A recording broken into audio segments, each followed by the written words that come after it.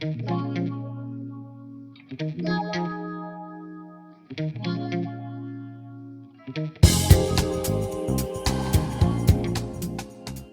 prescripció no és una competència nova, forma part de la pràctica habitual de les infermeres, que indiquen productes, medicaments i consells de salut de les persones, com per exemple realitzar una dieta equilibrada o realitzar exercici físic. Fins a l'aprovació del Reial Decret de l'any 2018, les infermeres, per poder receptar, necessitaven l'aprovació, la validació del metge, perquè no tenien signatura pròpia. I és així com prescrivien els medicaments i els productes. Actualment, les infermeres del Siscat poden fer plans de medicació a partir de la recepta electrònica. I per poder-ho fer necessiten la targeta digital, que és de la manera com poden fer les indicacions en el sistema de recepta electrònica.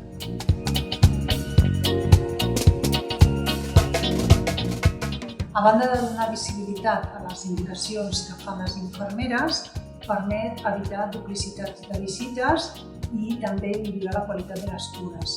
En aquest sentit, podem dir que fa més eficient el sistema sanitari. És important tenir en compte que podem prescriure gairebé 5.000 productes sanitaris i més de 1.000 medicaments no subjectes a prescripció mèdica. La majoria dels productes sanitaris i 59 medicaments estan finançats pel sistema públic de salut. El que volem, el nostre objectiu, és que hem d'aconseguir que la immensa majoria de les infermeres estiguin acreditades per poder prescriure. En aquest sentit, les infermeres estan acreditades si tenen un any d'experiència i d'exercici professional o bé fan un curs que és una formació específica.